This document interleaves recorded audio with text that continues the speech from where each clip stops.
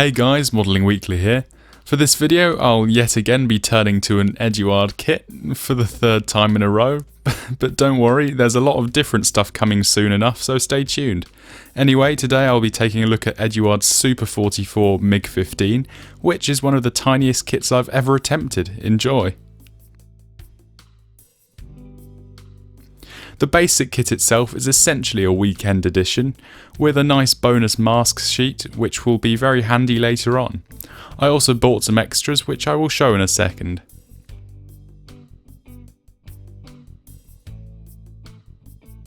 For a 1:144th scale kit, I was super impressed by the quality of the parts. They feature fully recessed in-scale panel line detail which rivals some kits in larger scales. There aren't any rivets, though it would be unreasonable to expect that on such a tiny scale.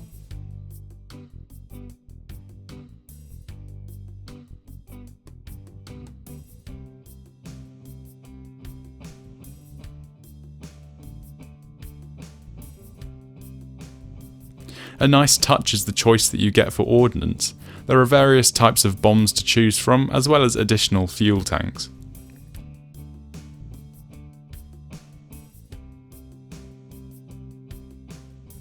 The kit comes with a single clear part, dealing with the whole canopy in one go. Those of you wanting an open canopy will have to break out the razor saw for this part. Here's the masks sheet that I mentioned earlier. It's tiny, but it does the job.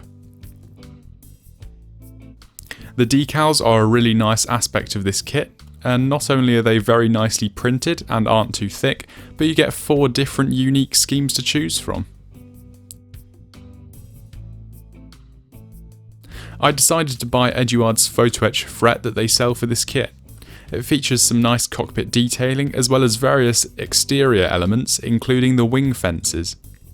Additionally, I picked up some tiny turned brass gun barrels. Let's get building.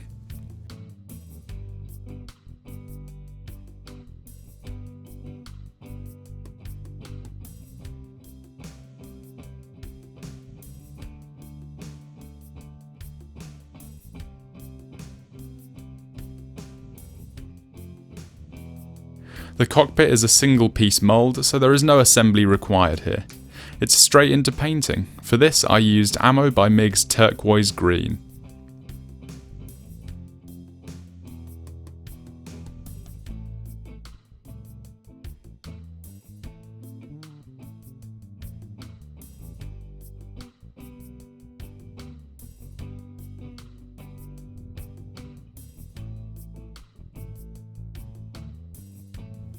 The seat and joystick were both painted with flat black, and afterwards I gave them some basic highlights with light grey.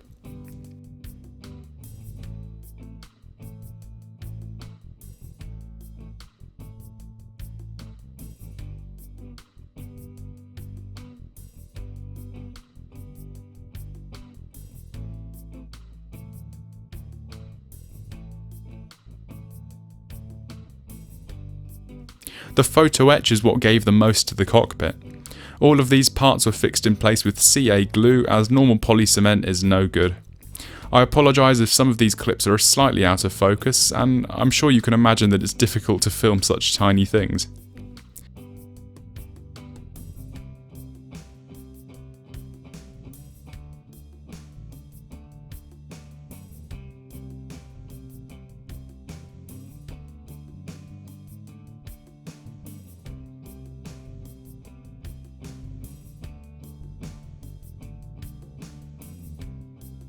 I gave the cockpit a basic black wash just to bring out some pre-moulded detail. This was acrylic and water-based, as white spirit would eat its way through the ammo paint.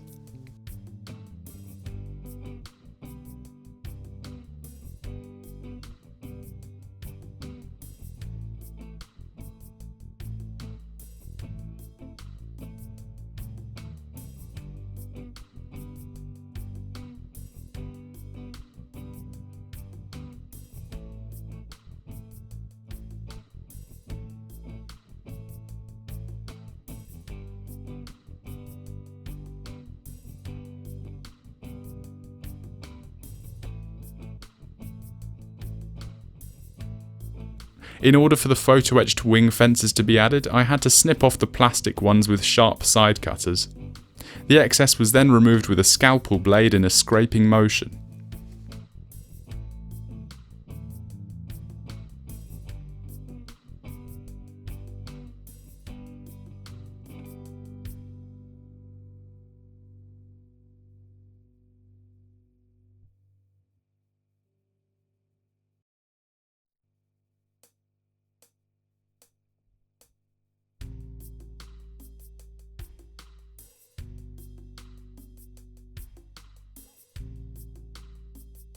The tail fins, along with other parts, had very useful locating pins on them, making assembly easy and straightforward.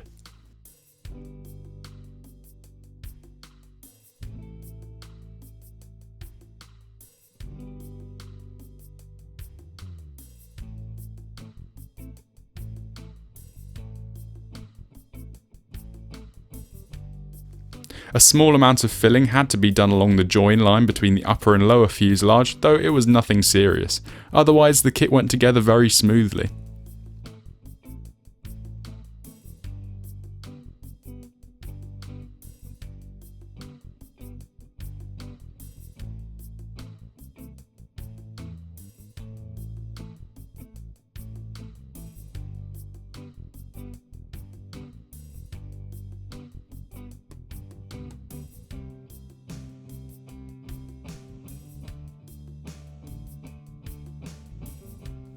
I then fixed the turned brass gun barrels and pitot tube in place. Some small holes had to be drilled for these, which is a pain, though they looked great in the end, especially the 37mm cannon.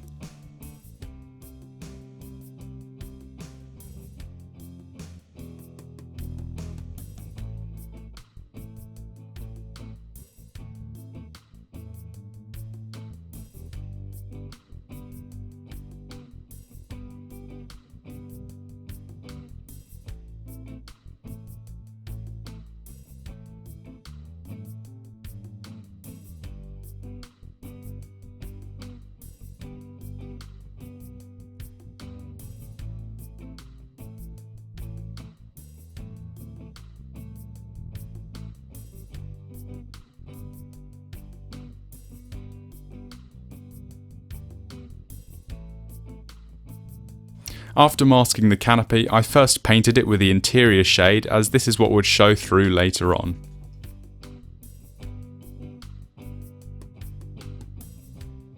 Time for some primer. I again turned to my favourite Mr. Surfacer 1500, which always gives a nice smooth finish. It's also easy to sand down if needed.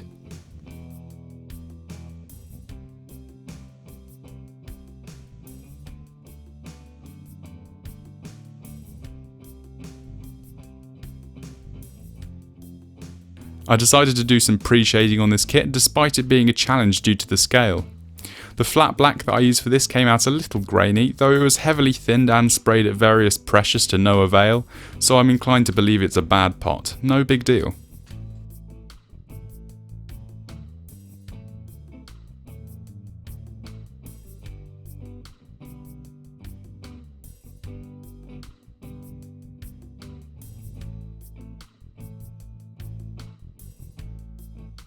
The underside was painted with Mysticolor C392. I wanted to go with a more interesting scheme than just a bare metal finish for this one, so you'll see what it is soon enough.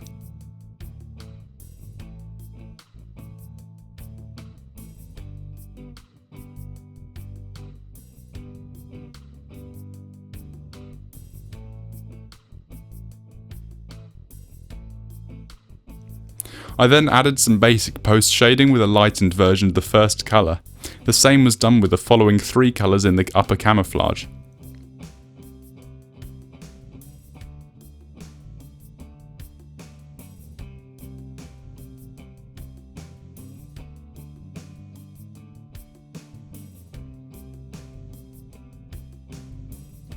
Tamiya XF60 was the first of the upper colours to be sprayed.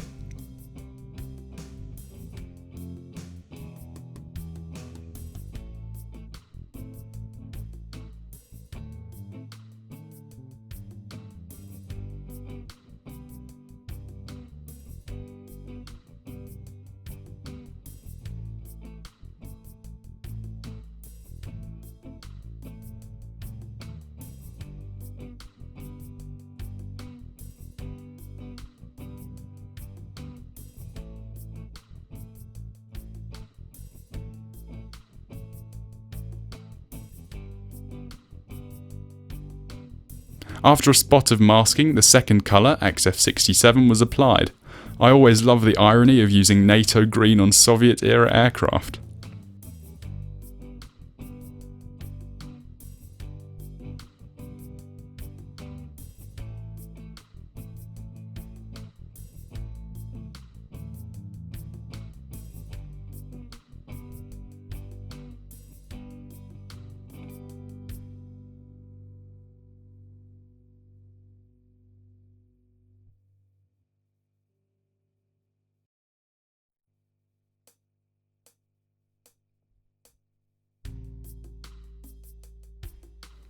Finally, the third colour, a custom mix shown on screen, was sprayed on and post-shaded as before.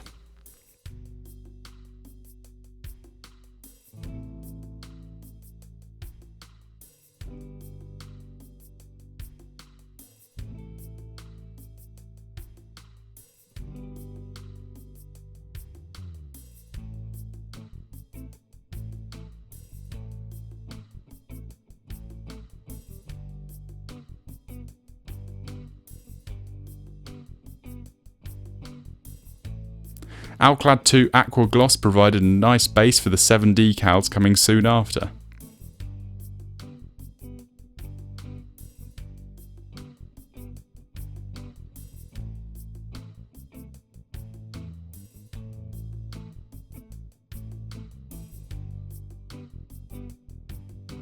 So yeah, it's a North Korean MiG-15.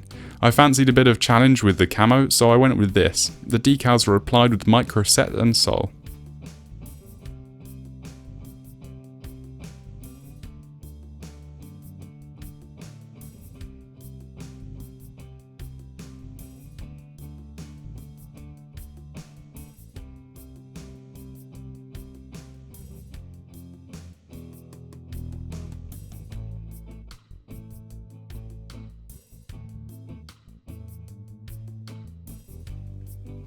Following a matte varnish layer, weathering was initiated with a homemade dark brown oil wash brushed into the panel lines and other recessed details. The excess was removed with a white spirit dampened brush.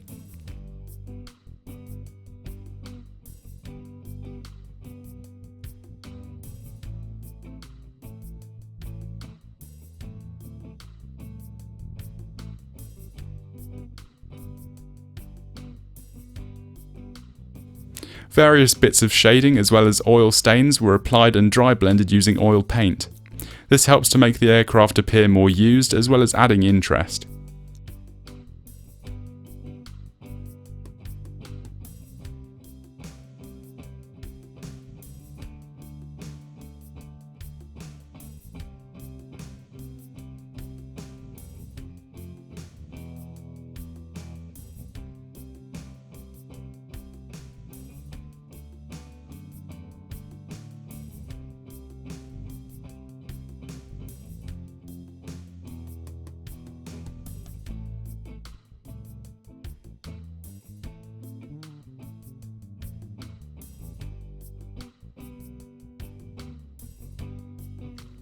Some chipping was sponged onto a few raised areas, though I didn't go too crazy with it. I simply wanted it to act as juxtaposition to the somewhat dark camouflage colours.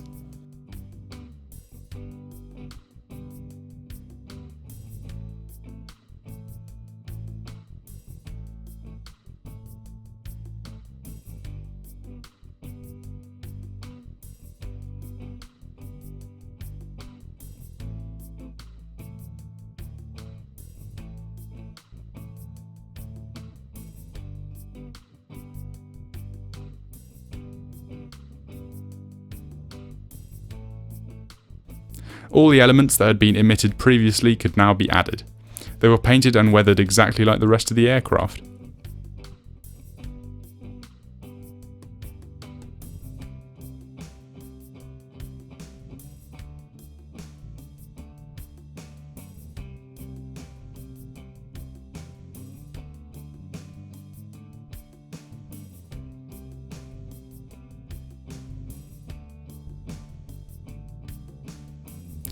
In order to add the aerial wire, I had to use a strand of hair as my nylon fishing line was simply too thick for this scale. It was fixed with normal CA glue.